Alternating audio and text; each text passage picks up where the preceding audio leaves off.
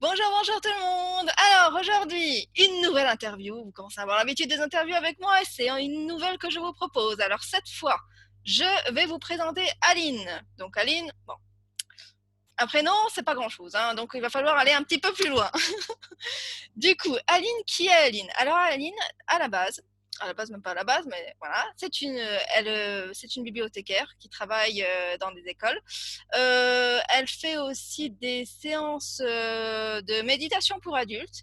Et en plus de ça, elle a un site et elle fait des accompagnements en bibliothérapie. Donc, alors, la bibliothérapie, c'est peut-être pas clair pour tout le monde. Moi-même, c'est un terme que je connais pas bien, donc on va y revenir. Et il y a aussi une autre petite, on va dire, corde à son arc qu'elle a également et qu'on parlera juste après tout ça. Donc voilà, je pense que j'ai fait le tour. Donc bonjour Aline, Salut Noémie. comment ça va? Super bien, merci. Et toi? Ça va très très bien, je suis ravie de discuter avec toi, franchement. C'est trop bien. Ravie aussi. Merci de m'avoir invitée. Avec plaisir. Alors, du coup, par quoi je vais commencer? Par quoi je te cuisine? Faut Du choisir coup, une des casquettes. voilà, c'est ça, on va choisir les casquettes. Donc, du coup, on va commencer déjà par ton parcours initial. À la base, tu n'étais pas bibliothécaire, toi. Tu as fait un Non. bachelor en biologie, spécialisé botanique, donc Mhm. absolument rien à voir avec le milieu des livres. Qu'est-ce qui t'a donné envie c'est en fait parce que je vois des études très scientifiques et toi, pouf, t'as dévié, t'es parti dans les livres. Voilà, qu'est-ce qui s'est passé? Exactement. En fait, je pense que quand j'avais l'âge de décider ce qu'on veut faire quand on est plus grand, en fait, j'avais aucune idée de ce que je voulais faire. Et puis, comme j'étais assez douée à l'école, on m'a dit, ah, il faut absolument aller à l'université. Donc, j'ai été à l'université, je me suis dit, oh, qu'est-ce que je peux faire? Puis bon, la science, ça m'intéressait, donc j'ai choisi la biologie. Et puis en faisant ces études, je me suis rendu compte que j'aimais pas trop l'idée d'aller étudier les trucs microscopiques, tu vois, les gènes, les cellules, les machins. J'avais envie de voir les choses en vrai. Et du coup, je me suis dirigée vers les plantes parce que là, j'avais quelque chose de tangible à regarder. Et puis les fleurs, c'est joli. Et puis les arbres, Mhm. c'est beau, etc. Donc, bon, la botanique, ça m'a plu. Le problème, c'est que c'est très difficile de trouver un travail. En fait, des Ah, postes de d'accord. botaniste, il y en a très très peu. Donc, il faut avoir la chance d'être au bon endroit au bon moment, ce que j'ai pas eu comme chance. Et du coup, j'ai cherché un petit peu du travail pendant un certain temps. Il faut dire aussi qu'à ce moment-là, c'est bête pour une botaniste, mais je suis devenue allergique au pollen de graminées.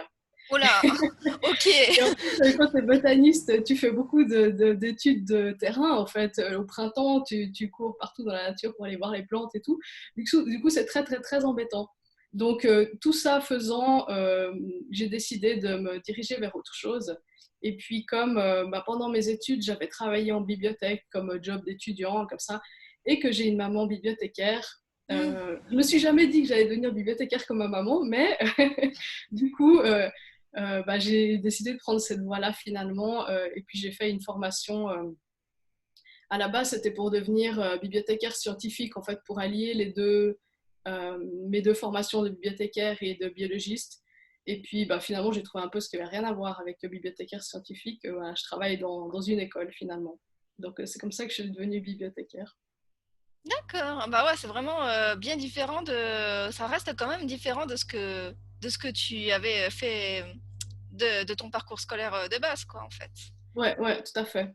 Mais disons que pour moi, la botanique, ça reste quelque chose qui rend ma vie de tous les jours plus riche parce que je regarde les plantes différemment, peut-être d'un œil non averti. Et puis voilà, j'ai du plaisir à reconnaître les fleurs, etc. Donc c'est quelque chose qui m'accompagne, même si c'est plus mon métier, on va dire.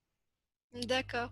Mais en fait, alors je sais pas si j'ai bien compris, mais quand tu as décidé de devenir bibliothécaire, pourquoi ce choix de bibliothécaire parmi tous les autres métiers? Est-ce que tu as une histoire à nous raconter par rapport à cette Euh, attirance pour les livres? Alors, j'ai toujours lu beaucoup quand j'étais petite. En fait, je suis quelqu'un, j'étais beaucoup quand j'étais petite, maintenant encore, mais quelqu'un de très introverti, d'assez solitaire, on va dire. Et la lecture, c'était une activité qui me plaisait beaucoup parce que voilà, je pouvais être tranquille toute seule avec mon livre. Et puis, du coup, j'ai beaucoup, beaucoup lu étant petite. Plus tard, un petit peu moins, mais voilà, j'ai toujours eu une relation avec les livres. Et puis, Bon, c'était pas un métier que j'avais particulièrement envie de faire. En fait, j'ai une vie où les choses se passent un petit peu, les choses viennent à moi, on va dire. J'ai D'accord. pas forcément décidé, mais les choses se font. Voilà, elles se font. Et puis, bah, je suis les circonstances. Et puis là, bah, on m'a dit, ah, mais tu pourrais faire cette formation. Et puis, il y avait une longue liste d'attente, mais comme j'avais fait une formation scientifique, ils m'ont prise parce qu'ils cherchaient des profils un peu différents de tous ceux qui avaient déjà fait des études littéraires, par exemple à l'université, puis qui voulaient devenir bibliothécaires. En fait, ils essayaient de diversifier les profils qu'ils prenaient dans cette formation. Et du coup, avec un background scientifique, bah, j'ai été prise. Donc voilà, du coup, je me suis dit, bon, bah, on va faire ça, puis on verra bien où ça me mène. Voilà, c'est un peu comme ça que ça s'est passé. Ah, c'est marrant, en fait, tu te laisses guider par les petits signes ou les opportunités qui se présentent à toi et c'est sympa Exactement. ça. Je pense que à cette époque, je savais pas vraiment en fait ce que je voulais faire. Donc je me suis un peu laissé faire par la vie, on va dire. Ben, je trouve que c'est plutôt pas mal aussi parce que c'est vrai que, enfin, on en parle souvent, mais quand on est lancé dans son parcours scolaire, au final, on sait pas trop, en fait, enfin, maintenant, ça commence à devenir un peu à bouger, mais avant, c'était vraiment le parcours scolaire. Bon, alors, qu'est-ce que je veux faire? Bon, alors, la voie classique, ça, et puis ça, mais c'est vraiment c'est pas. Après, il y a des gens qui sont Exactement. ultra passionnés et qu'ils savent que c'est là-dedans qu'ils veulent aller parce qu'ils ont quelque chose qui les fait vibrer, qui les anime. Il y en a qui sont tout destinés à ça. Et il y en a d'autres, bah, en fait, c'est un choix par défaut. Bon, qu'est-ce que je vais faire? Ah, bon, allez, on va essayer ça et on verra bien. Et après, en fait, je pense que bah, c'est au fil du temps que tu trouves forcément ce qui te fait vraiment vibrer. Et voilà, oser changer de voie pour être plus aligné avec ce que tu as envie, c'est ce qui te passionne. Exactement. Et moi, je trouve qu'à 20 ans, on se connaît pas forcément suffisamment pour savoir finalement bah, ce qu'on a envie de faire, quoi, ou pourquoi est-ce qu'on est fait. Peut-être qu'il faut attendre 30 ans, 40 ans, je sais pas, parfois pour savoir ce qu'on veut vraiment faire. C'est pour ça qu'il ne faut pas hésiter à jongler, que quand on se sent pas bien quelque part, ben, maintenant, commencer à faire un virage, c'est ça, Ouais, voilà, ça me semble plutôt normal plutôt que de rester enfermé dans quelque chose qui nous plaît pas. Voilà. exact. Alors du coup, on va venir sur la bibliothérapie. Alors bibliothérapie, c'est un terme que je connais vraiment pas. Enfin, thérapie, je sais ce que c'est, mais est-ce que tu peux nous expliquer un petit peu comment ça marche? Qu'est-ce que c'est la bibliothérapie? Alors, de manière très générale, en fait, c'est simplement le fait d'utiliser la lecture et les livres comme des outils de soins pour prendre soin de soi. Euh, En fait, c'est un mot qui existe seulement depuis les années 60, je crois, mais en réalité, c'est quelque chose qu'on a toujours fait, c'est-à-dire que si tu prends les anciens philosophes grecs, ils parlaient déjà en fait de l'écrit et des histoires pour faire évoluer l'esprit, etc. Enfin, c'est quelque chose qui a toujours existé, mais on a commencé à mettre un mot dessus seulement il y a quelques dizaines d'années. Et en fait, on va dire que ça peut prendre plusieurs formes. Il y a un peu la forme plus historique qui vient plutôt du monde anglo-saxon, où c'est vraiment plutôt comment dire, l'usage des livres en fait dans un milieu, on va dire, médical ou pour, je sais pas, des soins psychologiques, et voilà, pour des personnes qui ont des problèmes psychologiques. Euh, donc ça a été utilisé voilà, dans des milieux médicaux. Ensuite, petit à petit, ça s'est un petit peu démocratisé et en France, il y a une personne qui s'appelle Régine Détambel qui a mis un mot sur une autre manière d'utiliser les livres, ce qu'elle appelle la bibliothérapie créative, où là, c'est plutôt, on va dire, une façon d'utiliser des livres et des textes avec de la lecture à haute voix. Souvent, c'est en groupe ou en individuel, mais en fait, on va pas donner, parce que j'ai oublié de dire dans l'autre version de la bibliothérapie, en fait, tu vas prescrire des livres. La personne vient, il y a un échange, comme si tu vas chez le médecin où tu décris ce qui va pas, etc. Et puis, le bibliothérapeute va proposer des lectures, prescrire des livres, et puis la personne va les lire par elle-même et possiblement va revenir ensuite discuter des lectures, etc. Donc, il y a un travail d'échange comme ça entre la personne et le bibliothérapeute autour de livres et de la lecture. Et puis dans la bibliothérapie créative, c'est plutôt l'utilisation de courts passages, donc pas forcément de livres en entier, qu'on va lire à haute voix dans un cadre d'un atelier. Et puis ensuite, il y a un échange autour de ces lectures. Ça peut être un échange oral, comme ça, où les gens parlent, mais ça peut être aussi, c'est pour ça que ça s'appelle créatif, un moment de créativité. On va utiliser l'écriture, on va utiliser le dessin, la peinture, le collage, enfin tous les outils créatifs qu'on pourrait avoir à disposition pour exprimer en fait ce que la lecture a fait s'élever dans les personnes. Donc, et puis après, on peut avoir tous les mélanges possibles entre ces deux façons de faire. Il y a des personnes qui vont utiliser un peu de bibliothérapie créative en entretien individuel, voilà, pour essayer de résoudre un problème particulier. Euh, voilà, pour l'instant, c'est un peu la bibliothérapie, c'est quelque chose qui arrive dans le monde francophone, on va dire, et puis qui prend un peu plein de formes en fonction de la personne qui se forme à la bibliothérapie. Il n'y a pas une manière de faire, voilà, c'est quelque chose qui est un peu en construction.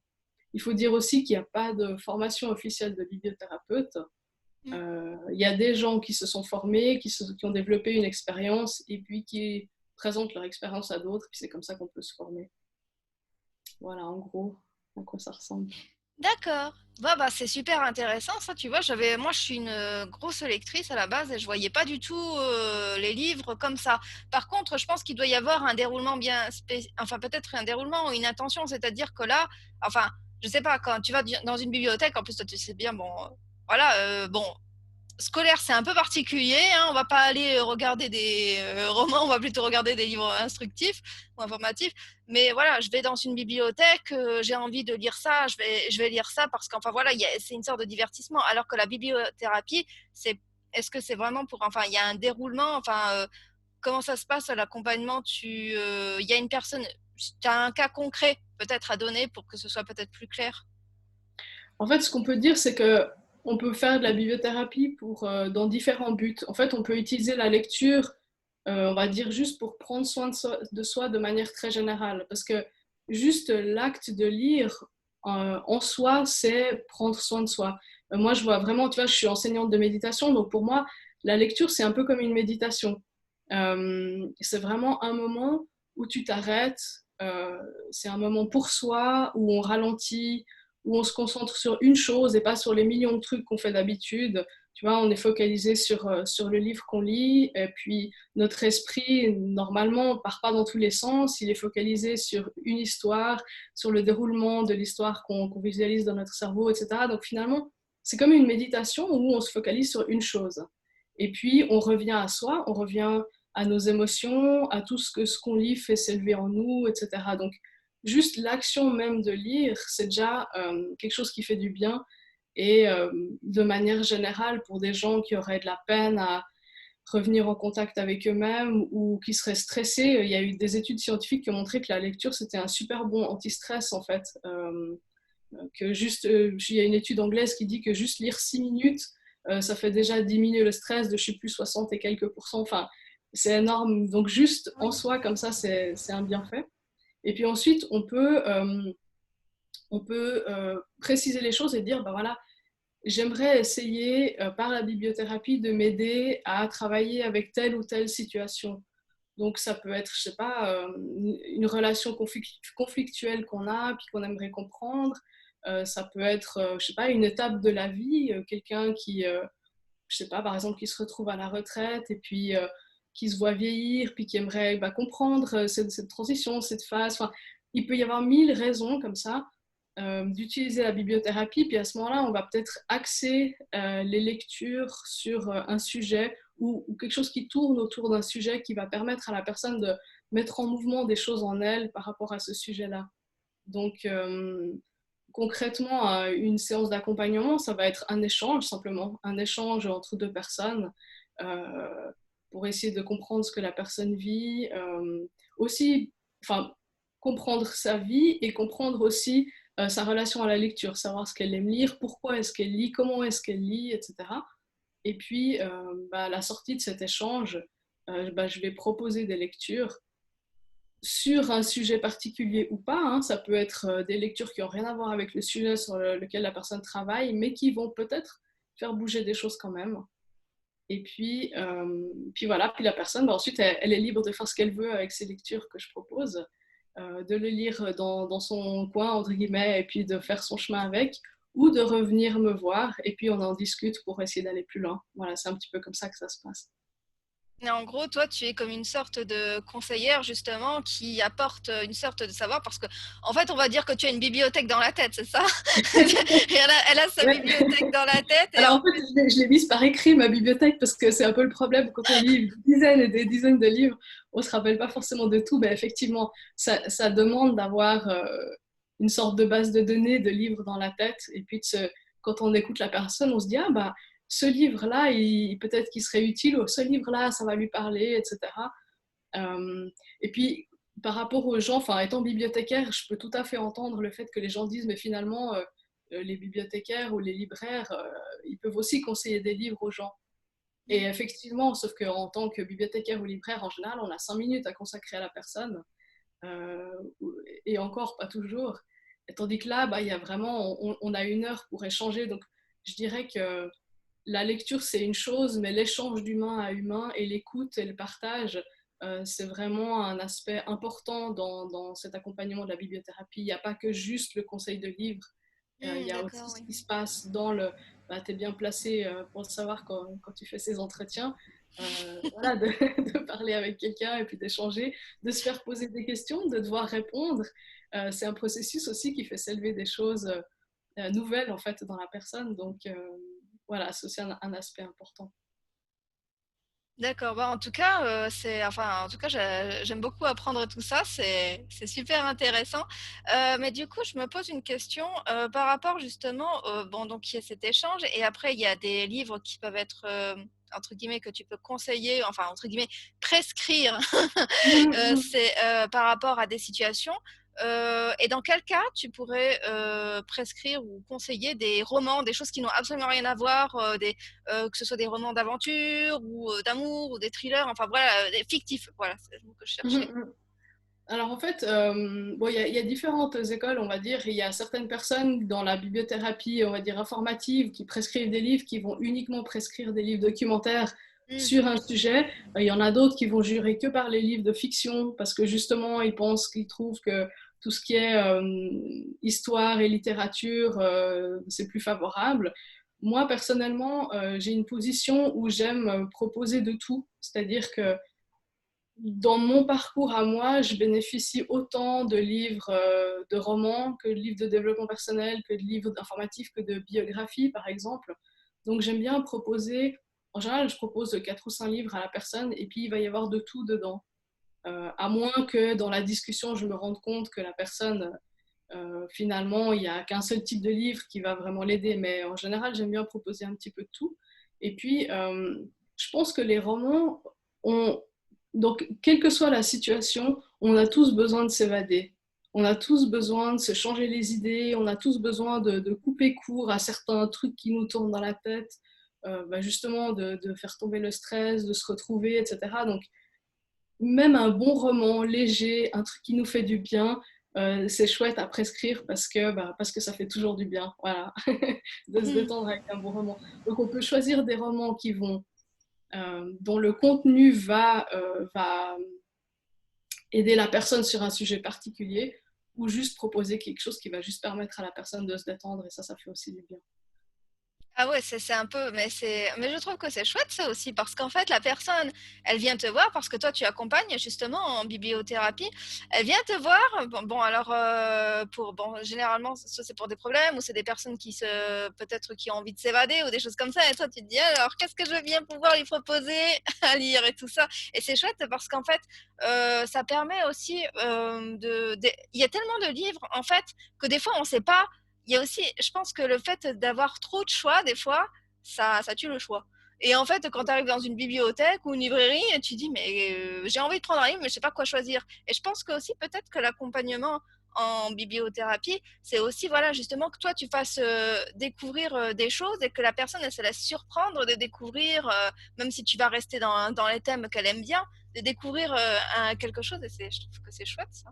Exactement. Et ça peut permettre aussi de lire des choses qu'on n'aurait jamais lues par soi-même. Oui, c'est ça.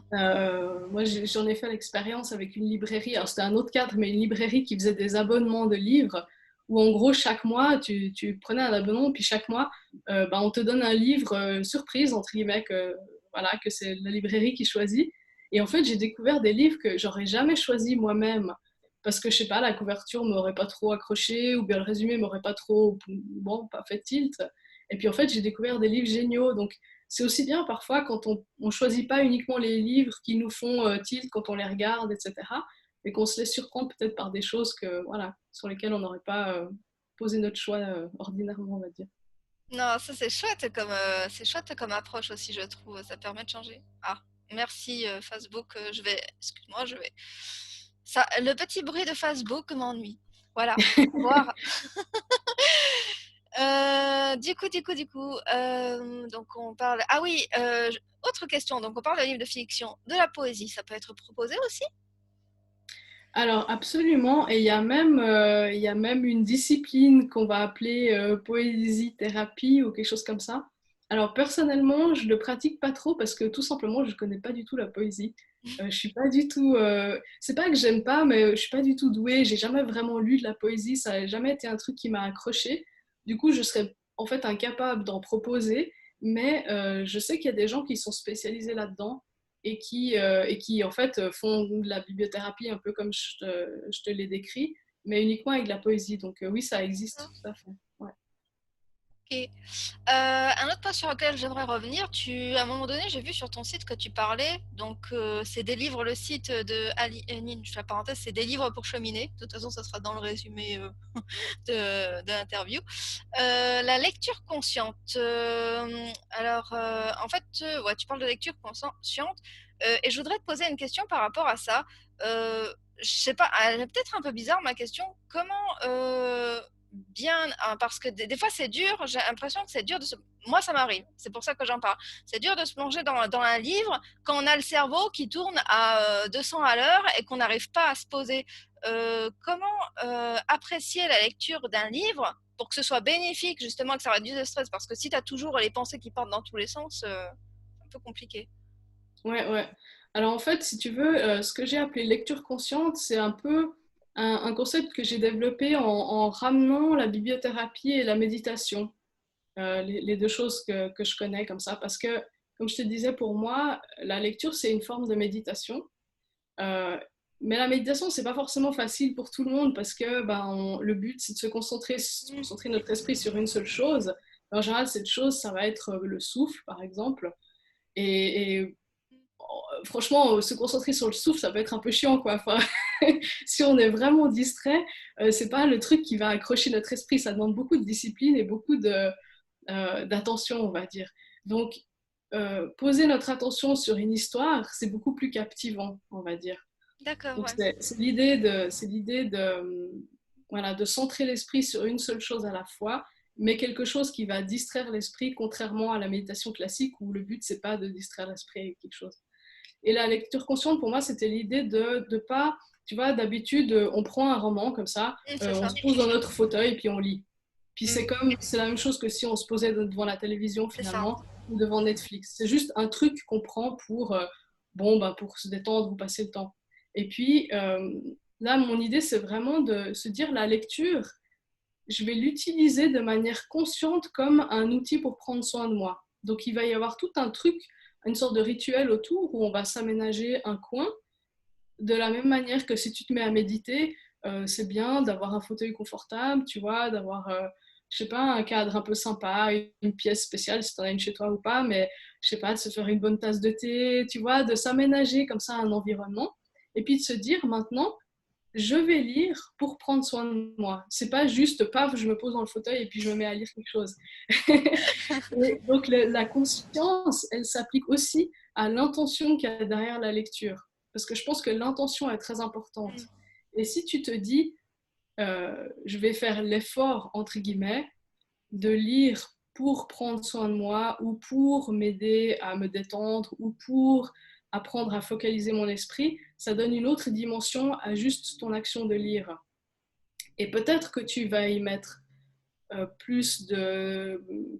comment on va dire, plus d'efforts en fait. Parce que si tu te dis juste, oh, je vais lire un livre, oh, mais j'arrive pas à me concentrer, bon, je passe à autre chose. Enfin, tu vois, finalement, pourquoi te concentrer dessus, quoi. Tandis que là, c'est vraiment, tu as un but, tu sais pourquoi tu le fais, et puis tu essayes, et puis si tu te perds, c'est pas grave. Dans la méditation, en fait, on te dit, tu te focalises sur quelque chose, ton souffle par exemple, tu vas de toute façon être distrait, c'est normal, parce que l'esprit, sa faculté normale, c'est de penser, tu vois. Donc tu vas de toute façon être distrait, et puis quand tu es distrait, c'est pas grave, tu reviens simplement à ton souffle, et puis tu recommences, puis tu es distrait, puis tu reviens, puis tu es distrait, puis tu reviens. Puis là, tu peux faire la même chose avec la lecture. Tu lis, tu es distrait, bon, c'est pas grave, tant pis, tu reviens à ta lecture. Puis bon, si tu as loupé deux, trois trucs, tu te souviens pas ce que tu as lu, bah tu recommences. Et puis prendre ça comme un exercice de concentration. Voilà. Puis si tu pars ailleurs, c'est pas grave. Tu reviens simplement. C'est l'exercice. Ouais, c'est ça, c'est intéressant. Attends. Ah, je pensais que je m'entendais. Je me pensais que je m'entendais en écho, mais bon, c'est bon, c'est. Je sais pas, ça fait un truc un peu bizarre. D'accord. Mais du coup, c'est super intéressant aussi, ça, comme ça, parce que ouais, c'est vrai que généralement, tu vois, quand on se met dans la lecture, bah, comme tu dis, c'est comme un peu, tu te poses devant Netflix, tu sors ton petit truc là, c'est un cahier, donc c'est pas pareil, t'arrives, tu te poses comme ça, et puis, pioup. Mais c'est vrai qu'en fait, je pense que c'est bien de revenir à une lecture qui est consciente et qui est volontaire et intentionnelle, comme tu dis, Mhm. pour plus apprécier. Et je pense que peut-être que, enfin, je sais pas ce que tu en penses, mais c'est là où c'est même plus intéressant, là où on ressent la réduction du stress, justement d'être dans cette conscience. Parce que si tu lis juste pour lire, je pense que ça va faire, enfin, je sais pas, c'est toi qui peut être plus calé que moi, ça va pas faire effet. Si tu lis pour lire, juste comme ça, et Ouais, que tu ne plonges pas. disons que si tu lis, mais que tu continues à être prise par tes pensées, à penser à 10 000 trucs, ça va pas avoir l'effet escompté, si tu veux. Je crois que l'étude anglaise qui a étudié ça, ils ont vraiment montré que parce que l'esprit rentre dans une bulle, dans une histoire et est complètement immergé dedans, en fait, il y a aussi tous les muscles du corps qui se détendent, il y a le pouls qui ralentit, enfin, tu vois, mais ça va se passer seulement si effectivement tu te détends. Tu vois, si tu te détends pas, puis que ton corps il continue à être comme ça agité, et puis tes pensées, machin, bon, tu peux prendre un livre devant toi, ça va pas faire grand-chose, quoi. Donc effectivement, il y a le fait de se plonger dans ce qu'on lit qui va provoquer la détente. D'accord, ok. Ben, en tout cas, c'est chouette d'avoir toutes ces informations dessus. Je vais voir la lecture différemment maintenant que je vais prendre mes livres. Bah, demande-toi pourquoi tu lis en fait. Ouais, demande-toi pourquoi tu lis. Pourquoi je lis? Euh, Ah bah c'est pour me changer les idées. Surtout c'est ça. C'est Ouais, pour. Est-ce que tu penses qu'il y a comment dire un moment pour lire aussi, ou est-ce qu'on devrait lire quand voilà, parce que généralement tu vois, moi je pense à la lecture, c'est le soir au lieu de regarder la télé, tu vas dans ton petit lit avec ton petit livre et tout ça. Il y a des moments où est-ce que, enfin je sais pas. je pense qu'on peut lire, il n'y a pas des moments particuliers. Après, je pense que c'est bien de trouver un moment, entre guillemets, qui est consacré à ça, où on n'a que ça à faire. Donc, personnellement, je suis comme toi, en fait, moi, j'ai toujours un moment de lecture avant de me coucher. Et en fait, ça fonctionne un peu comme un sas entre toute ma journée, comme ça, affairée, machin et tout. Puis, enfin, on dit en fait que pour se préparer à dormir, c'est bien d'avoir un petit rituel, quel qu'il soit, hein, pour s'aider à se poser comme ça, peut-être à se calmer un petit peu et puis à pouvoir mieux dormir ensuite. Donc pour moi, oui, la lecture, elle est notamment avant de dormir. Ça, je pense que c'est un super bon outil pour mieux dormir, mieux s'endormir. Mais après, voilà, il y a des gens qui aiment beaucoup lire comme petit rituel du matin aussi. Je pense que ça peut être super agréable si on a le temps ou si on n'est pas obligé de courir au travail comme ça. Et puis après, moi, je suis aussi partante pour lire un petit peu tout le temps. Enfin voilà, moi, si je suis dans les transports publics, j'ai toujours un livre avec moi. Je sais pas, si j'attends dans une salle d'attente, j'ai toujours un livre avec moi. Enfin, j'aime bien avoir un livre avec moi voilà, pour les petits moments où on n'a pas grand-chose à faire. Puis au lieu de parcourir notre téléphone portable, on peut aussi lire un livre. Donc voilà, je pense que ça s'insère un peu n'importe quand, mais peut-être un peu différemment. Je vais pas lire pareil si je suis dans le bus ou dans le train que si je suis couchée dans mon lit avant de dormir. D'accord. Alors, maintenant, je vais te poser une dernière question. Attends, ou sinon j'en avais une autre. Euh, donc, bibliothérapie. Donc, à la base, tu es bibliothécaire, toi. Je sais plus si je te... Non, je crois pas que... Oui, tu es bibliothécaire et en fait, tu as décidé de rajouter cette corde à ton arc. Donc, c'est quoi? C'est un statut auto-entrepreneur, entrepreneur justement où tu as décidé, en plus d'accompagner les gens en bibliothérapie? Alors, si tu veux, j'ai un travail fixe dans l'école en tant que bibliothécaire, je vais y arriver, où je travaille. Et puis, mon activité de bibliothérapeute, il est à côté. Vraiment, je fais ça de manière tout à fait, on va dire, à temps très partiel à côté.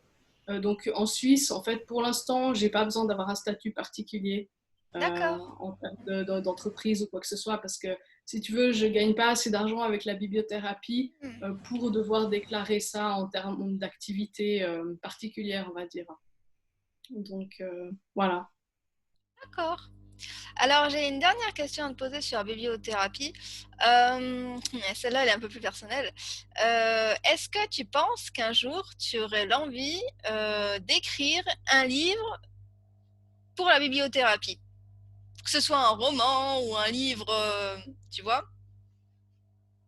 En fait, je trouverais ça génial. J'adorerais écrire un livre, mais pour l'instant, en fait, je me suis toujours vue comme quelqu'un qui avait très peu d'imagination. En fait, Hmm. je suis pas quelqu'un de super imaginatif, tu vois, qui me crée plein d'histoires dans ma tête et tout, pas du tout. J'ai plutôt un esprit calme qui regarde la réalité, mais sans trop imaginer des choses supplémentaires. Donc, euh, je pense que j'ai une certaine créativité, mais pas forcément de ce genre-là. Hmm. Donc, si je devais écrire un livre, enfin, c'est peut-être mes études, mais j'ai un esprit assez scientifique, assez factuel comme ça. Donc, je pense que si je devais écrire un livre, ce serait plutôt un livre sur la bibliothérapie qui explique la bibliothérapie, par exemple. Tu vois, plutôt Ouais, qu'une fiction que j'aurais inventée moi-même. d'accord, ouais. Toi, Mais on ne sait jamais, hein, peut-être que si je me je te laisse donnais développer, l'idée, hein. si j'apprends à développer ma créativité davantage, peut-être qu'un jour j'écrirai un livre de fiction. Mais quand moi-même je lis des romans, je me dis, mais oh, c'est incroyable ces idées que les auteurs ont. Moi, j'arriverai jamais à avoir autant d'imagination. Et justement, Donc, c'est ça qui est un peu bizarre parce qu'avec tout ce que tu lis, normalement, enfin, c'est des choses qui peuvent nous inspirer avec tout ce que tu as énormément de choses qui peuvent te servir et que tu peux réutiliser pour écrire quelque chose. tout à fait, ouais, ouais. Mais enfin, pour l'instant, je sais pas. Tu verras, c'est Ça me paraît un planté, on peu. verra. Qui sait, qui sait. Qui sait, ouais. Mais du coup, tu parlais de créativité. Alors ça, c'est une question parenthèse. Tu es créative dans quoi d'autre alors? Je me considère pas comme hyper créative en fait, très franchement. Alors quand je dis ça, on me dit toujours ah mais on est tous créatifs d'une certaine manière. Hmm. Je te donne un exemple. En fait, j'ai une partie de ma famille qui est très artiste comme ça. Ma maman est très artiste, elle fait du dessin, de la gravure. J'avais une grand-mère très artiste. Tout le monde me dit ah mais toi tu devrais aussi faire des choses artistiques comme ça. Hmm. Puis en fait, moi ce que j'aime c'est par exemple, je sais pas, copier une photo, tu vois. J'aime bien copier les choses, partir de la réalité puis la reproduire. Mais inventer un truc complètement de moi-même, pour moi, c'est compliqué. C'est dans ce sens-là où D'accord, j'aime ouais. bien créer quelque chose, mais en partant de la réalité. Donc, je ne sais pas si j'arrive bien à exprimer la chose, mais du coup, voilà. Voilà. Oula, on a non, non, mais Non, mais voilà, j'aurais de la peine à te dire comment je suis créative en fait. Je suis plus à rassembler des informations et puis à en faire quelque chose à ma façon, mais en me basant sur des choses ouais. existantes déjà. Voilà, c'est peut-être que je pourrais dire ça comme ça. D'accord. Mais c'est une façon un peu différente de voir les choses et c'est aussi intéressant. Je suis un peu aussi, enfin bon, après, je suis en train, entre guillemets, de changer un petit peu parce que bah, par rapport à ce que je fais moi. Mais avant, j'étais aussi beaucoup comme toi. Bah, quand je voulais dessiner quelque chose, je partais toujours d'un modèle, hein. Je Mhm. reprenais le truc et je reproduisais. Et j'aimais bien faire ça, hein. Franchement, je trouve ça chouette. Et comme toi, tu vois, je me disais, bah, la créativité, partir d'un truc de zéro, ouais, non.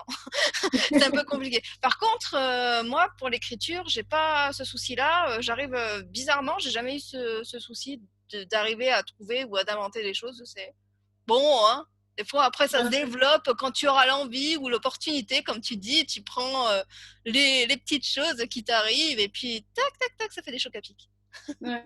Mais tu vois, pour l'écriture, en fait, j'aime bien écrire, mais toujours trouvé ça un peu frustrant parce que j'ai l'impression de ne pas arriver à trouver les bons mots pour vraiment exprimer ce que j'ai à l'intérieur. C'est comme si l'écriture limitait ce que j'exprimais par rapport à la richesse de ce que j'avais à l'intérieur. Alors ça peut, bon, on parlera de human design après, ça peut s'expliquer entre autres par mon human design, mais ouais, ça m'a toujours un peu frustrée. En fait, j'ai jamais eu l'impression d'arriver vraiment à exprimer ce que je voulais dire par écrit. Mais peut-être par manque d'exercice, tout simplement. Il y a Peut-être aussi de que, ça, hein. C'est au ouais, début, bah, en c'est le comme les faisant. interviews, hein. Au début, les interviews, ça part dans tous les sens et tu sais plus où tu en es. Et puis, je pense que je me dis qu'à force de pratique, ben, en fait, ce qui te semblait difficile au départ, ce qui te demande de l'énergie parce que tu n'y arrives pas, parce que c'est pas spécialement comme tu voudrais, justement, c'est peut-être une forme de perfectionnisme. Ben, en fait, petit à petit, ce qui te semblait dur devient plus facile et après, tu peux te concentrer sur tous les petits détails qu'il y a autour, quoi. Tout à fait. Et ben, j'ai commencé à m'exercer un petit peu sur le blog, justement, sur mon site de bibliothérapie. Et puis, voilà, de faire déjà d'écrire des articles ou de résumer des livres ou des choses comme ça. J'essaye d'y mettre ma patte et puis de le faire à ma manière, comme ça, voilà, de m'exercer. Ça, c'est chouette aussi. J'aime bien aussi, bah justement, on parlait de créativité. Moi, je trouve que c'est super sympa d'avoir mis sur ton compte Instagram des images où tu partages des beaux paysages avec le livre. Et ça, je trouve Ouais. plutôt ça chouette. Et puis, c'est peut-être aussi une forme de créativité parce que tu vas dire comment je vais me poser pour pouvoir me prendre en photo. Est-ce que tu fais pas ça? Tu prends la photo comme Oui. ça Ouais, ouais. Alors ça, la photo, j'aime bien. Alors, j'ai pas du tout un super appareil, je suis pas du tout douée en photographie, mais j'aime bien juste photographier comme ça avec mon téléphone. Mais ça, de nouveau, tu vois, c'est une interprétation de la réalité, on va dire. C'est regarder la réalité. Alors, on la regarde avec notre angle, notre manière de voir, mais c'est toujours la réalité. Voilà. Donc, c'est quelque chose qui me correspond assez bien, en fait, et j'aime bien effectivement faire des photos comme ça. Mais c'est une forme Ouais. de créativité parce que tu as quand même réfléchi à où est-ce que tu allais faire ta photo, comment tu allais poser ton livre. Il y a quand même si c'est basé sur la réalité, il y a de la créativité derrière. Ouais, tout à fait. Voilà. Et bah du coup, on parlait de l'human design. Donc voilà, c'est la nouvelle corde que tu vas ajouter à ton arc, comme on dit. Ouais. Déjà, première chose. Alors, human design, encore, bon, on va rentrer dans les termes. Bon, bibliothérapie, maintenant human design, qu'est-ce que c'est que ce terme-là? Je pense que ça parle pas encore à tout le monde. Est-ce que tu arriverais à présenter ça, même si il y a beaucoup de choses à savoir dessus? Est-ce que tu arriverais, comment ça se présente? Et voilà, comment ça peut aider dans son quotidien et sa vie? Ouais. Je pense que je suis spécialiste des trucs bizarres qu'on connaît dans le monde anglophone, mais pas encore dans le monde francophone, je pense. Ouais, parce que le human design, comme la bibliothérapie, c'est beaucoup plus connu, on va dire, dans le monde anglophone et peu encore dans... Enfin, le human design, ça commence à se développer un peu dans la francophonie. En fait, le human design, c'est vraiment c'est un système de connaissance de soi ou de compréhension de soi, on va dire, qui, euh, qui est basé en fait sur plusieurs traditions ancestrales, donc sur l'astrologie occidentale, sur le Yi chinois par exemple, qui est un livre en fait de la Chine antique, c'était un livre de divination. C'est aussi basé entre autres sur un système qui ressemble au chakra hindouiste. Enfin, voilà, ça prend plusieurs outils très ancestraux, on va dire, traditionnels, et ça les rassemble en un outil moderne cette fois-ci. Euh, alors, comment ça marche? En fait, tu prends ta date de naissance, ton heure de naissance et ton lieu de naissance, et puis tu le mets dans un petit algorithme Mhm. qui recrache ce qu'on appelle un body graph ou une charte de human design. Donc, c'est difficile à décrire. Tu veux que j'en Justement, montre est-ce que un? tu as ta charte? Tu as ta charte. Alors, attends, je vais la chercher. Histoire qu'on voit à quoi ça ressemble quand on met ces petites informations et que ça fait des chocs à pic. Parce que sinon, c'est difficile à décrire. Alors, ça ressemble à ça. En fait, c'est un peu comme un corps humain, comme ça, mais avec 9 centres énergétiques qui sont tous reliés par des canaux. Et en fait, en fonction voilà, de l'heure de naissance, de la date de naissance, etc., on a une combinaison unique, on va dire, de centres et de canaux qui sont activés. Donc chaque centre peut être soit défini, donc activé on peut dire, ou non défini. Et puis en fonction des centres qui sont activés, ils sont reliés ou pas entre eux par des canaux et des portes. Enfin bref. Du coup, chacun on a un ensemble comme ça unique de centres et de canaux activés. Et en fait, chaque partie de ce body graph représente, par exemple, les centres, ça représente différentes parties de notre être. Et puis, en fonction du si le centre est défini ou non défini, l'énergie de ce centre va être nôtre ou pas. On va être plus ou moins réceptif à l'énergie des autres qui ont ce centre défini, influençable, etc. Chaque porte représente aussi une qualité de l'être qu'on a quand elle est activée. Chaque canot représente aussi quelque chose. Donc en fait, en analysant cette charte, on peut vraiment dresser comme une cartographie personnelle en fait de nos forces, j'aime pas trop le mot faiblesse, mais des zones plus vulnérables de notre être. Ça nous aide à comprendre la manière dont on fonctionne. Ça nous aide aussi énormément à trouver la bonne manière de prendre des décisions dans notre vie. Parce que on prend très souvent nos décisions avec le mental. On réfléchit, on se dit, on pèse le pour et le contre, etc. Et en fait, dans le human design, on dit que le mental n'est jamais la bonne source de décision. Et en fonction de notre charte, on a différentes manières de prendre les décisions qui vont permettre en fait d'accepter les bonnes choses, de se mettre avec les bonnes personnes pour que en fait, notre vie soit plus harmonieuse, cool de manière plus facile, on va dire, et qu'on rencontre moins d'obstacles. Donc c'est vraiment une cartographie qui nous aide à mieux nous comprendre et puis à voir comment est-ce qu'on fonctionne dans le monde avec les autres. Voilà, donc on peut faire une analyse de charte personnelle comme ça, mais on peut aussi combiner les chartes de deux personnes pour faire une analyse de relation. Voilà, entre Il y a deux plusieurs personnes. usages. Donc, il y a, comme tu dis, ça peut servir pour soi justement pour améliorer sa vie, son quotidien et sa prise de décision. Et Mhm. ensuite, par rapport à une autre personne, quand on est en couple ou même en famille ou même avec un enfant aussi également, ça peut servir, ça a plusieurs utilités en fait.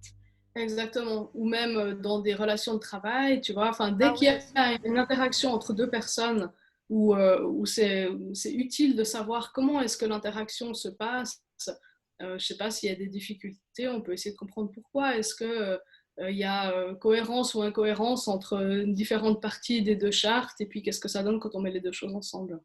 Mm. D'accord. En tout cas, c'est un sujet que j'ai découvert aussi récemment et c'est super passionnant aussi de découvrir justement comment est-ce qu'on peut s'améliorer justement pour être plus en accord avec qui on est vraiment. Et voilà. Du coup, on va faire quelque chose. Je sais, enfin moi je sais qu'il y a différents. Alors je sais pas si on dit profil, mais j'aimerais en fait déjà que tu, comment dire, présentes c'est quoi? Ça s'appelle des profils, les 5 manifesteurs Des types, des des types. types. Voilà. Donc en fait, j'aimerais d'abord que tu me cites. Alors donc, ce qu'il faut savoir, c'est qu'il y a 5 types. Quel est ton type à toi? Alors moi, je suis projecteur. Voilà. Donc projecteur, est-ce que tu arriverais à dire assez rapidement en quelques mots, ou sinon plutôt, on va faire plus simple, est-ce que tu arriverais à donner 3 mots-clés par rapport au projecteur? Alors, un mot-clé important, c'est guide. Le D'accord. deuxième, je dirais que c'est invitation. Mhm. Et le troisième, on va dire peut-être ouverture. D'accord. Non, enfin, ouverture vers l'extérieur, on va dire. Je te donne un exercice un peu compliqué là. Non, mais je pense que c'est intéressant, mais je pense que c'est pas mal ça. Ouais, bah ouais, c'est comme ça. C'est en fait, c'est justement parce qu'en fait, il y en a 5 types, et c'est un peu difficile, voilà, de cerner, d'arriver à vraiment à tout cerner en partant dans une longue explication. Donc voilà. Donc en fait, pour toi, le projecteur, c'est une personne qui guide les autres, c'est ça? Qui peut Ouais. guider les autres. La deuxième chose, c'est une ouverture. Elle a une ouverture par rapport aux autres. Comment tu... Le projecteur, il a une aura en fait qui va vers les autres, qui est projetée en fait comme ça vers les autres. Donc c'est des gens qui sont plutôt tournés vers les autres plutôt que tournés vers eux-mêmes. D'accord, ok. Et le troisième, c'était quoi, Guy? J'avais dit invitation. Invitation. Donc l'invitation, donc on imagine que en fait on doit attendre d'être invité. Toc toc, est-ce que tu me laisses rentrer chez toi, c'est ça? Alors c'est plutôt en fait que les projecteurs, ils ont souvent c'est des gens qui vont guider les autres par rapport à leur énergie, parce que comme ils ont cette aura qui peut pénétrer les autres, ils voient en fait la manière dont les choses et les gens fonctionnent, et du coup ils vont pouvoir guider les personnes par rapport à cette énergie-là, mais ils doivent le faire uniquement lorsqu'ils sont invités par les gens à le faire. Parce que D'accord. s'ils veulent essayer de guider l'autre sans avoir été invité au préalable, ça va pas bien se passer. Ils vont se prendre des murs, ils vont se faire engueuler, et on va leur dire tais-toi, ou alors on va pas les écouter. Enfin voilà, ça va pas se passer de manière harmonieuse, on va dire. Ah bah pour prendre un cas concret, étant donné que je t'ai invité à faire cette interview en quelque sorte, voilà, tu es bien, on est bien dans le thème là. Exactement, exactement. Peut-être que tu vois, si toi tu n'avais pas fait ces interviews, puis que j'étais venue vers toi en disant ah Noémie, tu voudrais pas m'interviewer, là j'aurais pas du tout respecté la stratégie du projecteur en fait. Tu aurais été super mal à l'aise au final, c'est ça? Ouais, et puis peut-être que toi, tu m'aurais dit, bah non, enfin non, j'ai pas envie de faire des interviews, je sais pas, tu vois, finalement, on n'aurait pas eu la connexion nécessaire, ou je sais pas, enfin.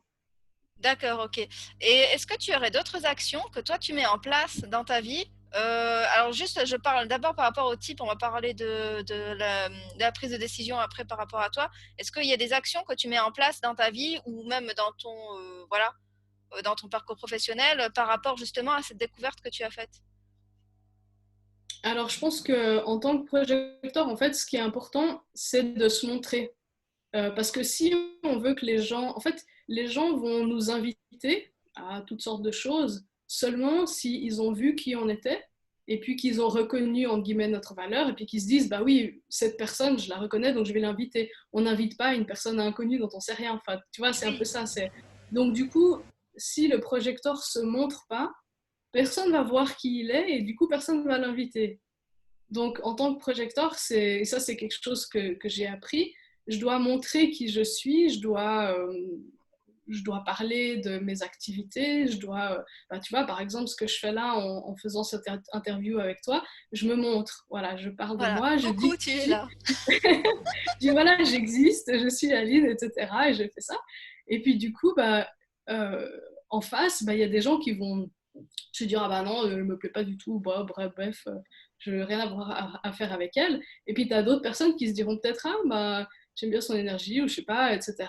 Et puis du coup qui vont venir vers moi parce qu'ils ont vu qui j'étais et du coup ils vont venir m'inviter en retour pour X raisons. Donc ça c'est une stratégie que j'ai apprise à faire parce que pour moi c'était pas du tout naturel de me montrer. Comme je te disais, j'ai toujours été quelqu'un d'introverti qui préfère rester dans mon coin et puis Dans tes livres. euh, dans mes livres et puis voilà, me mettre sur le devant de la scène en disant bonjour, je suis moi, voilà, me voilà. Pour moi, c'est pas du tout quelque chose de naturel. Donc du coup, j'apprends à le faire parce que bah, si je veux arriver à développer les activités en human design et en bibliothérapie, il faut que je le fasse. Ça fait partie de ma stratégie que je mets en place.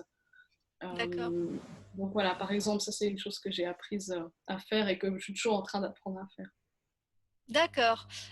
Et du coup, alors, donc ça, c'est la première chose. Et la deuxième chose, alors après, il y a énormément de choses, comme on a vu sur la charte que tu as montrée, enfin le graphique, on va dire ça graphique, il y a énormément de petits points très personnalisés. Ça doit être... J'ai failli m'étouffer. La vallée m'a saillie. Euh, du coup, je dis, ça a l'air super passionnant de découvrir, tu sais, tous les petits points qui sont alignés, et ça, qu'est-ce que ça veut dire? Et tu vois, et t'imaginer justement faire des choses, voilà, qui vont correspondre justement à une stratégie qui est super intéressante à développer. Euh, du coup, alors attends, je voulais dire ça et j'allais partir dans une autre direction. Oui, la prise de décision. Du coup, là, donc c'est pareil, il y en a plusieurs, mais on va partir à partir de toi. Mhm. Après, on reviendra sur les autres types, mais très rapidement, et sur les autres prises de décision, mais très rapidement aussi. Mais on part toujours à partir de toi parce que c'est plus intéressant justement de voir toi concrètement. Voilà, je trouve que c'est plus facile de parler de soi Mhm. que voilà, tu projectes. Voilà. du coup, cette prise de décision chez toi, c'est quoi exactement? Alors moi, j'ai ce qu'on appelle l'autorité émotionnelle. Donc, c'est ce qu'on appelle les autorités. Il y a différents types d'autorités. Et puis, ça correspond à la manière dont on devrait, enfin, à la stratégie qu'on devrait suivre pour prendre nos décisions. Donc, l'autorité émotionnelle, en fait, c'est pour les personnes qui ont ce qu'on appelle le centre du plexus solaire défini. Donc, c'est un des centres qui était sur le petit dessin là. Tu peux le Et en montrer fait, vite fait? hmm Tu peux le montrer vite fait, le petit alors, centre? vite fait, c'est le brun ici. D'accord. Là, Donc toi, voilà. il est défini parce qu'il est coloré. Exactement. Ok. Donc moi, j'ai seulement trois centres définis ici, dont le plexus solaire. Et en fait, toutes les personnes qui ont le plexus solaire défini ont forcément cette autorité émotionnelle. Et ce que ça veut dire, en fait, c'est que quand on a le plexus solaire défini comme ça, on va vivre les émotions en vagues, comme ça. Donc on va avoir des vagues émotionnelles qui vont être plus ou moins hautes ou plus ou moins basses, ça dépend. Et puis on va se sentir super bien, on va avoir des super hauts émotionnels, et puis en fait, pouf, on va redescendre de le creux de la vague, et puis on va se sentir super mal, et puis ça remonte, etc. Alors avec plus ou moins, selon les personnes, selon les gens, c'est plus ou moins violent, on va dire. Mais ce qui est surtout très important, c'est que donc on ne prend pas les décisions avec le mental, mais en tant qu'autorité émotionnelle, on ne prend pas non plus les décisions quand on est dans ces vagues émotionnelles. Parce qu'en fait, on n'est simplement pas subjectif. Du moment qu'on est pris par nos émotions, on n'est pas objectif. Du moment qu'on est pris par nos émotions, on n'est pas objectif et on ne peut pas vraiment regarder les choses de manière claire. Donc en fait, il faut attendre que ces vagues se calment et qu'on arrive à un moment de clarté. Et à ce moment-là, on peut prendre la bonne décision. Donc c'est tout l'art en fait de reconnaître les vagues émotionnelles, d'apprendre à pas se laisser trop embarquer dedans, de les laisser se calmer et puis de reconnaître au moment où elles se sont calmées et il y a de la clarté et là on peut avoir tout notre esprit présent pour prendre des décisions. Alors on dit qu'avec une autorité émotionnelle on n'est jamais dans 100% de clarté, mais on peut avoir 80% de clarté, voilà, où on est suffisamment clair pour pouvoir prendre des décisions qui sont justes. Bah, juste- Alors, on est d'accord, juste un truc, c'est quand on parle de prise de décision, c'est pas qu'est-ce que je vais manger à midi, hein, c'est pas des petites décisions, c'est Oui. vraiment quand on doit prendre des décisions importantes qui ont des conséquences dans notre vie, voilà, des choses qui sont importantes. Mm. Bah justement, par exemple, toi, est-ce que tu peux nous donner un exemple de ce que tu aurais pris, comment dire, vu que tu es en émotionnel, euh, une situation où tu t'es retrouvé soit en haut, soit en bas. Euh, alors, je pense que comme moi, je suis quelqu'un de très curieuse et puis que je me laisse facilement embarquer dans des trucs qui m'ont l'air passionnants, je me dis, ah, ça a l'air génial.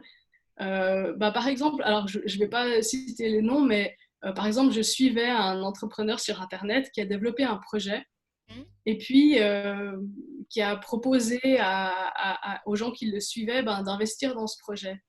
Et puis je me suis dit, ah, mais ça a l'air génial, et puis ça va me permettre de gagner un peu d'argent, et puis ah, ça va être... Et puis en fait, j'ai pas pris le temps de vraiment me poser avec ça pour me dire, est-ce que je veux faire ça, est-ce que c'est juste ou pas. Le projet en lui-même, il est très chouette, hein, mais je me suis laissée embarquer là-dedans, j'ai commencé à monter quelque chose, et puis au bout de quelques temps, je me suis rendu compte que en fait, c'était pas juste pour moi. En fait, ça me mettait pas en joie, c'était pas un truc que j'avais vraiment envie de faire. Simplement, sur le moment, la manière dont il présentait, je me disais, ah, c'est génial. En plus, moi, j'ai la tête et l'esprit définis, donc non définis, qui sont les deux centres en haut. Donc, je suis très perméable aux idées, à l'inspiration qui vient des autres. Donc, je vais facilement m'enthousiasmer pour des choses qui viennent des autres, puis me dire, ah, c'est génial. Puis finalement, quand on me propose des trucs cool, je vais trouver tout génial, quoi. Donc, il faut que je fasse attention de ne pas me laisser prendre par des émotions positives comme ça par rapport à des choses qui m'attirent sans avoir vraiment fait le point de savoir si vraiment c'est une bonne chose pour moi, par exemple. Voilà. C'est super intéressant parce que quand tu regardes beaucoup d'entrepreneurs, hein, on a toujours il y a toujours une super astuce en marketing qui est l'urgence. Et ça, l'urgence, Exactement, pour les exactement. émotionnels, c'est l'horreur. Vraiment, hein. Exactement. Alors, si l'urgence, elle est dans les 24 heures, c'est très difficile parce que la vague émotionnelle, Mm. alors elle peut durer quelques heures, mais elle peut aussi durer 2-3 Oui, c'est jours. ça. Mm. Donc, ça veut dire que potentiellement, ça peut prendre 1, 2, 3 jours avant de vraiment poser le truc et puis se dire, OK, oui ou non. Donc, effectivement, quand l'urgence elle est dans les quelques heures, on peut facilement se faire avoir par quelque chose qui n'est pas forcément correct pour soi. Ouais. Ça, c'est dur, ouais. Et du coup, franchement, honnêtement, toi, de ton côté, justement, que tu es émotionnel, tu réagirais comment? Plutôt à te dire, ah non, stop, là, même si c'est urgent, j'ai pas spécialement envie de me mettre dedans, au moins, si le délai est trop court. Ou est-ce que tu te dirais, bon, allez, go? Bah, je pense que tout dépend par exemple de l'investissement financier aussi qui va avec la chose. Tu vois, si c'est quelque Ouais. chose de pas très cher, je me dis, bon, au pire, si je dépense 30 euros, c'est pas très grave, tu vois. Alors Ouais. que si c'est quelque chose à 1 000 euros, là, je vais Ah peut-être me oui. dire que bon, on va y réfléchir, quoi. Donc, ouais, je pense que ça dépend de l'enjeu qu'il y a derrière, on va dire. Euh, Mm. mais j'apprends à pas me laisser embarquer trop facilement, justement, Par les par émotions. ouais, par des choses qui brillent et puis qui m'ont l'air Ah super oui, et puis c'est qui me ça. font émotionnellement, Ouais. enfin, qui me font monter des émotions positives et qui m'ont l'air super, quoi. Et l'agitation comme ça, mais ça a l'air trop chouette. Et après, après, mais qu'est-ce que j'ai fait en fait? C'est pas possible. C'est un peu ça en fait, pour caricaturer. Pourquoi je me Ouais, suis... ouais, et puis ou de me dire, mais en fait, non, enfin, en fait, j'ai pas envie de faire ça, quoi. Enfin, zut, quoi. Ça m'avait l'air une super bonne idée, mais ça n'est pas tant que ça. C'est ça qui est super intéressant, c'est quand on se retrouve vraiment là-dedans. Et surtout que plus on a des vagues hautes, je trouve que quand vraiment on est émotionnel et que ça va très haut ou très bas, c'est énorme à gérer parce que du moment où on en a conscience et on en prend conscience, là on se dit là, il y a un truc, là, il y a un truc à corriger. Là, attends, Ouais, Coco, on va réfléchir un petit peu, toi et moi, et on reviendra plus tard. Hein. exactement. Et puis voilà, c'est aussi valable pour le creux de la vague. Alors, je suis pas quelqu'un qui a des creux énormes. Mais c'est sûr que si on est quelqu'un qui passe vraiment par des gros creux, de vraiment faire attention de prendre aucune décision à ce moment-là, parce qu'on peut prendre des décisions qui sont vraiment dommageables, on va dire, Mm. pour nos vies ou même pour les autres, quoi. Ça peut être genre plaquer son boulot, plaquer son copain. Par exemple, ouais, ouais, tout à fait. Et ben, ça arrive des gens qui virent leur conjoint, etc., dans des moments comme ça difficiles. Et puis ensuite, quand ils reviennent à la clarté, ils se disent, zut, mais qu'est-ce que j'ai fait? Enfin, Mm. voilà, c'est sûr que ça peut arriver. Donc après, C'est ça pour peut être ça. des choses plus ou moins dramatiques, mais c'est important de faire attention. C'est justement c'est ça qui est bien d'avoir cette connaissance de soi, justement, parce qu'on sait justement d'en être conscient. Mais je trouve ça génial, c'est que ça permet justement d'être plus serein. Toi, justement, est-ce que ben, t'en es qu'au début justement de l'human design, tu viens de découvrir, c'est ça, ou ça fait depuis? Alors là, j'ai terminé la formation pour ce qui est lecture individuelle et de relations. Et puis, il y a Ouais. encore une partie en fait de la formation que je vais suivre en septembre qui est plus sur le côté business, justement. Ah oui. Entrepreneuriat. Parce que tu le vois quand on monte une activité, en fait, il y a différentes manières de faire, il y a différentes énergies avec lesquelles on peut le faire. Et puis de voir qu'est-ce qui est juste pour soi, parce que si on se lance d'une manière qui ne nous correspond pas, ça ne va pas fonctionner. Mm. Voilà, si on utilise des outils qui ne nous correspondent pas ou la stratégie qui ne nous correspond pas, soit ça ne va pas marcher, soit ça va nous demander beaucoup trop d'énergie, puis on va se perdre ou on va s'épuiser. Enfin, voilà. Mm. Donc, il me reste encore la partie de la formation qui parle de ça, de cet aspect-là, plus à destination, on va dire, des entrepreneurs ou des personnes qui ont envie de monter une activité ouais, par eux-mêmes. Mais c'est chouette ça, en tout cas, de découvrir toutes ces choses-là. Et du coup, toi, maintenant, dans ta vie, bah, justement, vu que tu connais ça, est-ce que tu te sens plus assurée, plus sereine, plus alignée, enfin, je dirais, par rapport justement à ta façon de voir la vie, de voir les choses, ou de réagir avec les gens aussi par rapport aux relations, puisque tu parles d'invitation et d'ouverture. Ouais. Alors, moi, je pense que ce que ça m'a aidé à faire, c'est simplement à accepter ce que je suis, qui je suis. Je te donne un exemple. Par exemple, les projecteurs, en fait, on n'est pas des personnes qui ont une super énergie en continu. Mm. Les projecteurs, c'est des personnes, ils vont avoir une certaine énergie et puis ensuite, ils vont devoir se reposer. Ils vont pas pouvoir fonctionner à fond tout le temps, en continu, etc. Et moi, je suis quelqu'un comme ça. En fait, j'ai besoin de beaucoup de repos, j'ai besoin de beaucoup de temps seul juste me poser. Je suis pas quelqu'un qui peut être à fond tout le temps. Puis c'est vrai que je me disais, mais au fond, pourquoi j'arrive pas à suivre les autres, entre guillemets. Et puis maintenant, bah, ça m'a aidé à accepter ça, à me dire, c'est OK, puis à valider le temps dont j'ai besoin pour moi, ouais, à pas m'imposer plus que ce que je suis capable de faire. Euh, je pense que beaucoup de gens, en fait, quand ils découvrent leur charte de Human Design, il y a un sentiment de soulagement, de dire, ben, c'est OK que je sois comme ça, en fait, c'est normal. Et ça, je l'ai vu avec d'autres personnes autour de moi. Ça valide d'une certaine manière ce qu'on est, et puis ça nous apprend à bien fonctionner avec ces caractéristiques. Parce que dans le Human Design, on ne nous dit pas, en fait, on ne dit pas qu'il faut changer. On nous dit qu'on est tous parfaits tels qu'on est, simplement, il faut fonctionner avec ce qu'on est. Et puis du coup, bah, une fois qu'on accepte ça et puis qu'on apprend à fonctionner avec ce qu'on est, c'est super, quoi. On peut être bien avec soi. Mais c'est chouette, comment dire, ça précise la compréhension sur soi, justement, et voilà, pour être mieux dans sa vie, et mieux dans ses relations, et mieux dans ses décisions aussi, hein.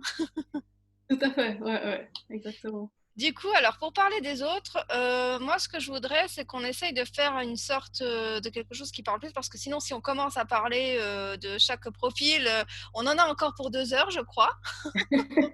Ah Et ça, puis on peut en parler pendant des heures, ouais. voilà, c'est ça. Donc du coup, on va essayer de faire un exercice, un truc pour mieux clarifier. Imagine, tu as une team une team de personnes pour monter une entreprise. Mhm. Euh, alors, juste pour dire vite fait, il y a 5 types cinq types. Donc, il y a le projecteur, comme toi, il y a le manifesteur, manifesting générateur, le réflecteur, c'est ça? Et le générateur? Je me Ouais, trompe pas? Ok, il y a tout ça. exactement.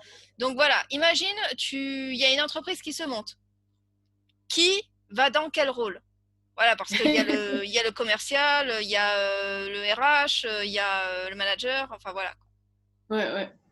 Alors, je vais peut-être pas mettre les mots commercial, RH, tout ça, mais je peux te dire un petit peu comment ça fonctionne. Oui, En vas-y, fait, comme ça plutôt. le manifestor, ça va être celui qui dit j'ai une idée, on va construire ça comme business.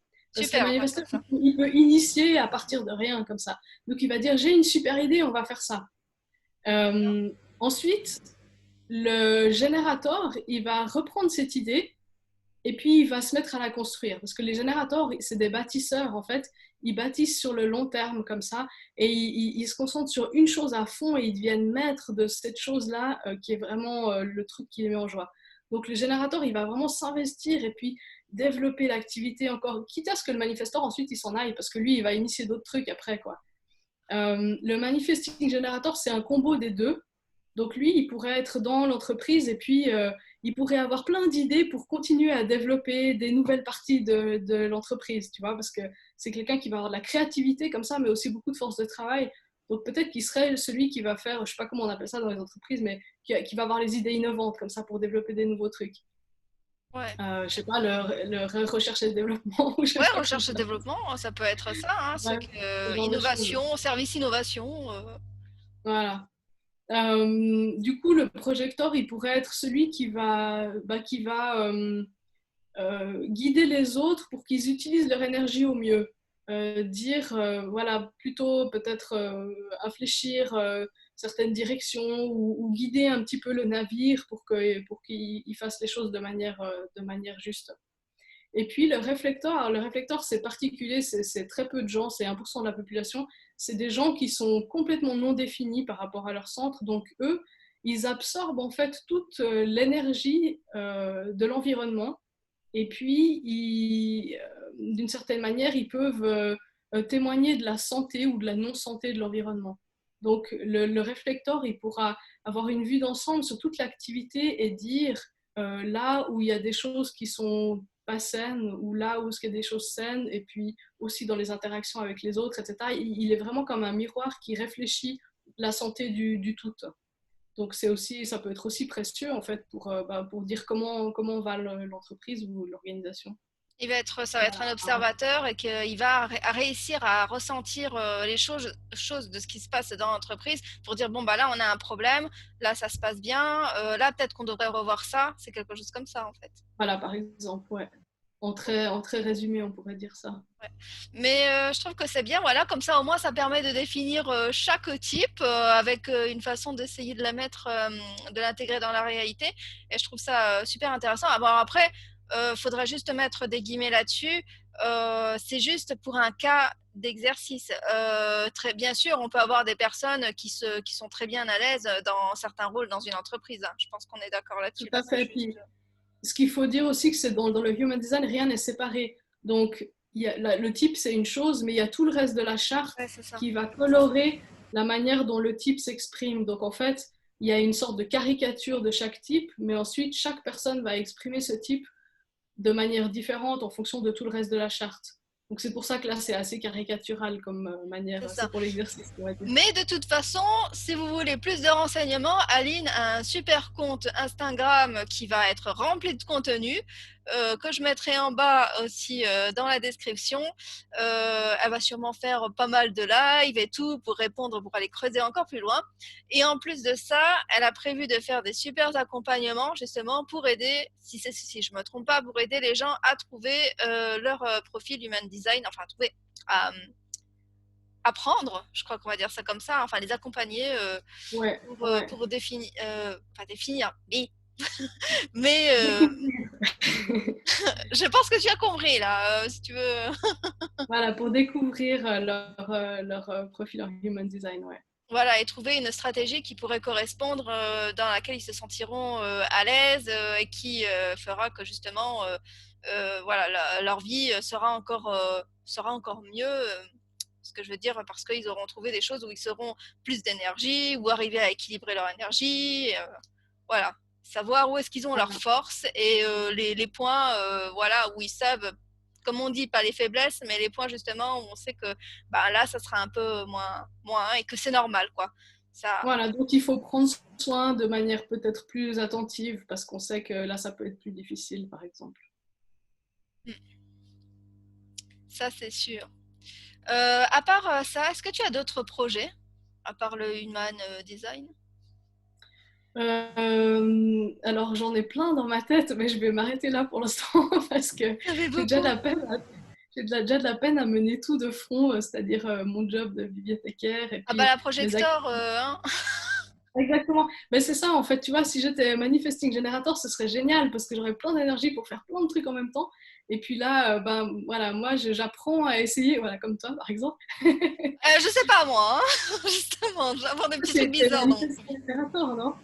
Oui, je suis manifesteur générateur, ouais. Ouais. Alors, donc voilà, moi, j'apprends à essayer de mener diverses activités de front comme ça, sans m'épuiser et puis en prenant soin de moi, ce qui n'est pas facile. Donc voilà, les autres projets, ce sera pour plus tard, on va En fait, dire. toi, s'il y avait une citation qui tirait bien, c'est petit à petit avancer à petits pas, quoi. Ouais, je pense exactement. Ouais, En faut que faisant des j'avance petit petites à petit. pauses, des petits pas, tu vois, tu fais des petits pas, tu souffles, tu fais un petit pas, tu souffles, tu fais un petit pas, tu Mhm. souffles. Voilà. Et en fait, finalement, c'est un peu comme le lièvre et la tortue. Le manifesteur générateur, boum, il va tracer. C'est ça, hein.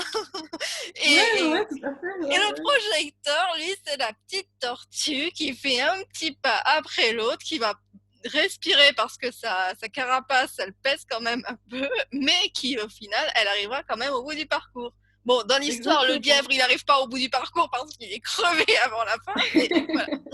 Donc, faudrait faire un peu de... Voilà, le projecteur, il arrive peut-être un petit peu plus lentement, mais il y arrive quand même. C'est ça, voilà. Le but, c'est d'arriver à la fin du parcours, hein. Enfin, à la fin. Ouais. Il y a pas de fin, Si, mais à la fin c'est ça, si jamais il y a une fin. voilà. Ok. Donc là, je vais te poser quelques petites questions un peu plus personnalisées, on va dire, là, parce que là, on a parlé un petit peu de tes activités, tout ça, tout ça. Là, on va rentrer dans des petites questions brèves et rapides, voilà, pour apprendre à mieux te connaître derrière Aline, derrière ses services et tout et tout. Donc, première question, un paysage qui te plaît, justement, vu que tu te balades beaucoup, tu as dû en voir beaucoup. À la montagne, alors moi, complètement la montagne. N'importe quelle montagne au-dessus de 2000 mètres, on va dire. Eh ben, ça se voit, et en plus, tu es super courageuse pour monter là-haut parce que ouf, ça doit demander une sacrée endurance, hein, comme on dit les petits pas, hein. Ouais, mais je trouve que c'est vraiment un exercice très intéressant de gravir des montagnes. Mais justement, en fait, tu vois, on revient à la même chose de se hâter lentement. Ça demande de marcher lentement et avec endurance. Et je vois des gens, ils partent à fond, ils partent à fond. Ouais, Et puis voilà. au bout d'un quart d'heure, ils sont épuisés au bord du chemin. Puis moi, je les dépasse. Je Et dis après, ils me coucou, tout redépassent va à bien? fond, à fond. Et puis finalement, suivant quoi, j'arrive en haut avant eux parce qu'ils se sont épuisés à vouloir essayer de monter super vite. Ben voilà, le Ouais. projecteur dans toute sa splendeur. C'est très philosophique de faire de la montagne. Une musique qui t'inspire. Une musique qui m'inspire. Alors c'est marrant parce que là j'ai depuis même plusieurs années, je suis dans une période où j'écoute quasiment pas de musique en fait, alors que avant j'en écoutais beaucoup. Alors un thème, un Euh, style de musique plutôt. eh ben j'écoute des tas de choses différentes.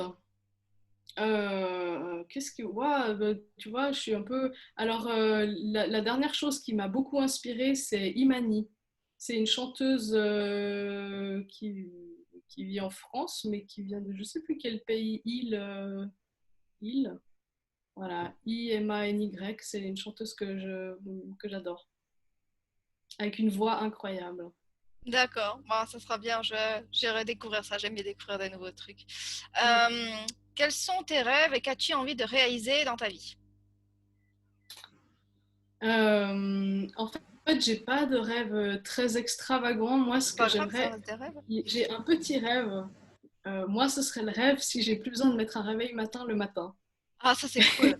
Ça c'est cool aussi. Bah voilà. Donc, moi, si je pouvais avoir un chalet à la montagne avec une terrasse, avec une vue incroyable, et pouvoir travailler depuis ma terrasse avec la vue incroyable sans mettre de réveil le matin, pour moi, là, ce serait le paradis. Je crois que j'aurais rien besoin de plus, en fait. Waouh, c'est cool. Ça permet de s'évader tout ça. Ouais, C'est ouais. beau Donc, aussi, hein. tu vois, la liberté d'organiser les choses comme je veux et de plus mettre les réveils du matin à 6 heures du matin, ça, pour moi, ce serait parfait. Ça c'est cool en plus. Ça bah ouais, hein, tu profites, tu te réveilles quand t'as envie. En plus en tant que projecteur avec ta petite énergie, ça sera super parce qu'au moins tu te réveilleras et tu prendras autant de pauses que tu en as envie. Voilà et puis voilà. Exactement. Ouais, ça, ce serait Euh, mon rêve. les livres que tu aimes bien, le type de livre.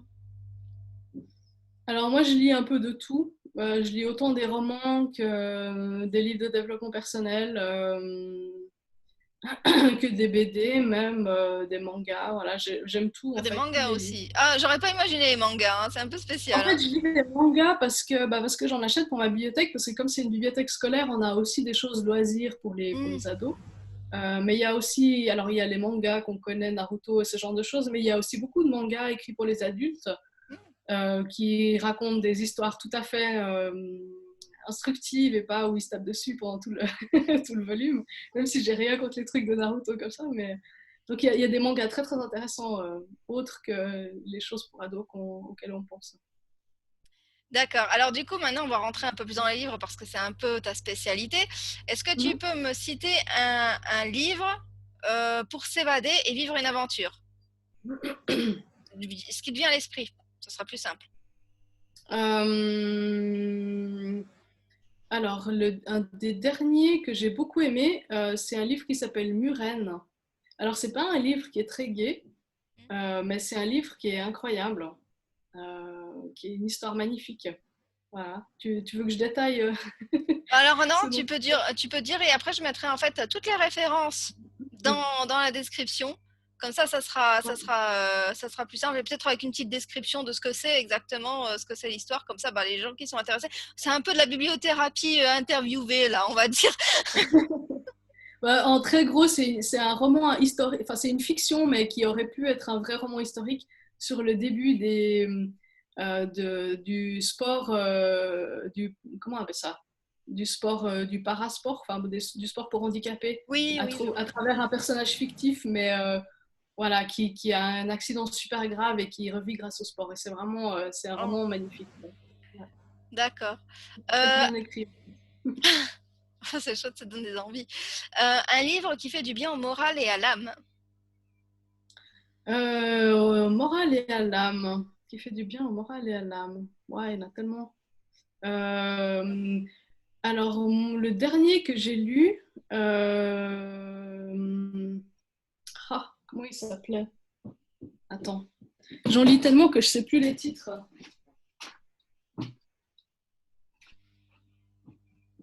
Je vais te dire parce que je l'ai mis sur mon compte Instagram, je crois.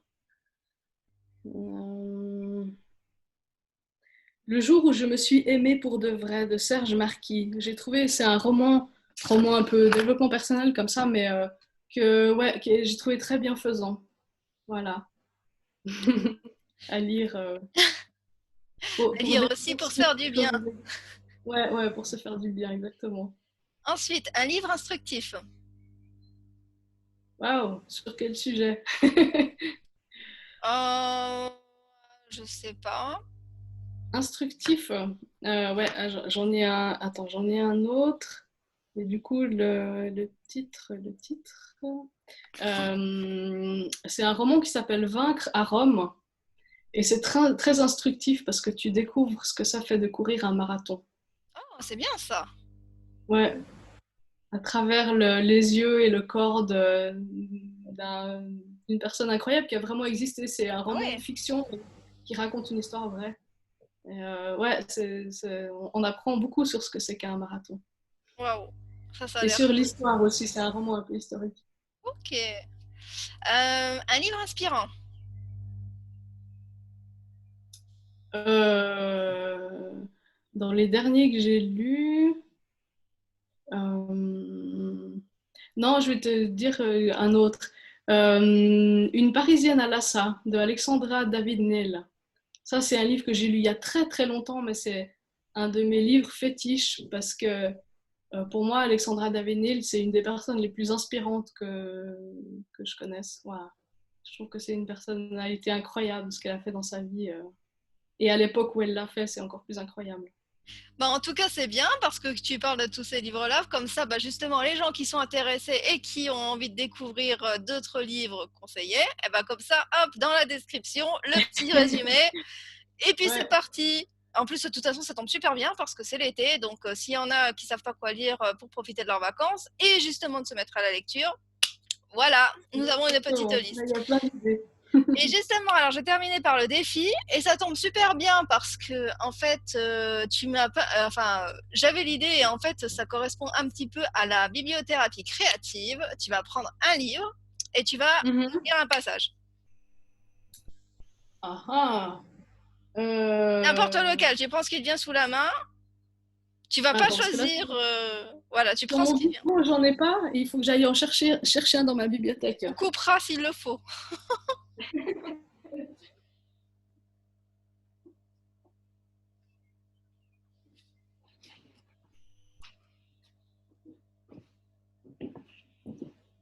Alors, je te lis le passage. Vas-y, tu ouvres, tu lis. La rivière était magnifique à cet endroit-là, aussi bien pour un photographe que pour un pêcheur, sauf que les deux n'auraient pas visé au même endroit. C'était une cascade à fleur de rivière.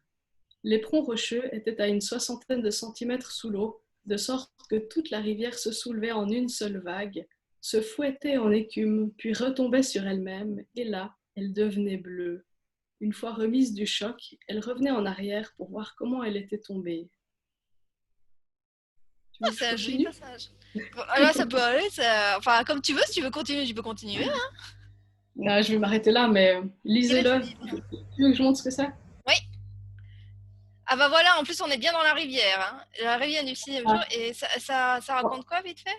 en fait, c'est le roman sur lequel est basé le film Et au milieu coule une rivière. Alors ouais, je le connais pas ce film. En fait, c'est une histoire c'est l'histoire d'une famille qui habite dans le Montana et c'est des férus de pêche à la mouche au bord de la rivière, je ne sais plus comment elle s'appelle. Et en fait, bah, c'est l'histoire surtout des deux frères de la famille. Un qui a une vie toute tracée et puis qui fait des études et puis qui trouve un poste de travail. Puis l'autre, en fait, qui galère, qui se bat, qui a des problèmes d'argent, qui s'auto-détruit, on va dire. Et Hmm. puis de celui le plus sage qui essaye de sauver son cadet mais qui n'y arrive pas. Et voilà. Mais dans un contexte magnifique de description de rivière et de pêche à la mouche qui est très, très, des belles descriptions.